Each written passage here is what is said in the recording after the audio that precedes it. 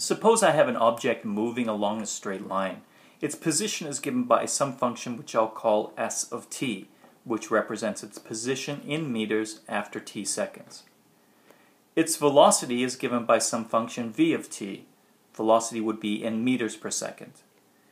You know the relationship between these two functions. If you differentiate position, you get velocity. The alternative way of saying this is that the position function is an antiderivative of the velocity function. Now suppose you had a plot of just the velocity function.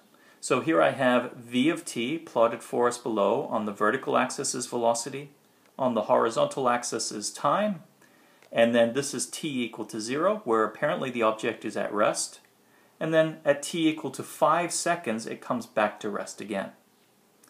What I'd like to do is some sort of calculation, like find the displacement of the object over this time period, say from t equal to 0 to t equal to 5. I would like to know the net change in position of my object. So displacement, by definition then, is the position at t equal to 5 seconds. I calculate the position at t equal to 0 seconds, and I subtract the result. In mathematical notation, I evaluate s at 5, my position function at 5 seconds. I evaluate my position function at t equal to 0, and then I subtract the result to get displacement. But in this problem, I've only been given information about the velocity function. So how can I calculate displacement using that graph that I have? To do so, we could estimate it in this fashion that we did in the previous video. So you could look at the area of a little rectangle here by assuming that the function has a constant velocity of 3 meters per second, and then find the area of that rectangle, and that gives a little bit of displacement. You then move to the next second, and you calculate the area of that rectangle. As I move over, the velocity becomes negative, and I start to lose some position, so my displacement total would be getting a little bit smaller. Next second, I calculate the area of that rectangle, but again, it's under the axis, so I'm going to lose some of my position. And then on that final little interval where I sampled the velocity as 0, I'm going to get no change added to the total displacement.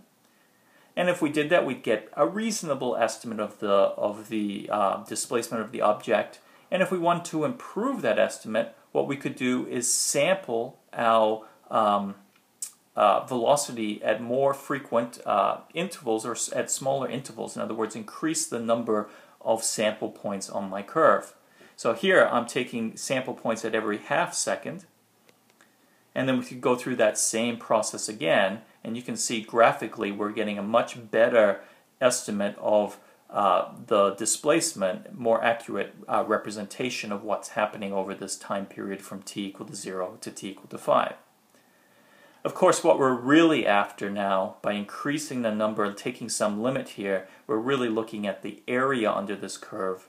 But when I say area under the curve, I mean the net area, because anything below the t-axis here will be taken away from our total. So the graphical conclusion here is that displacement is really the net area between my velocity graph and the t-axis. You already know a mathematical gadget that calculates that net area for you. That's the definite integral. Here my function is velocity, and I'm integrating it from t equal to 0 to t equal to 5. Net area of that function under or between the graph and the t-axis is exactly what the definite integral does for you. So finally we come to this wonderful conclusion. If I want to integrate a function, in this case my velocity function, from t equal to 0 to t equal to 5, what that is calculating for me is my displacement of my object, and displacement can be calculated by taking the change in position. So we can calculate our definite integral by looking at the position at t equal to 5 and take away from that the position at t equal to 0. And this gives us a method for calculating the displacement as a definite integral. Now think about what's on the left-hand side. On the left-hand side, I'm seeing a definite integral of velocity.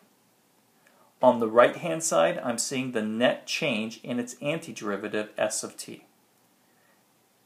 In the next video, we'll explain what this means mathematically and do some calculations that I think you'll find are very rewarding.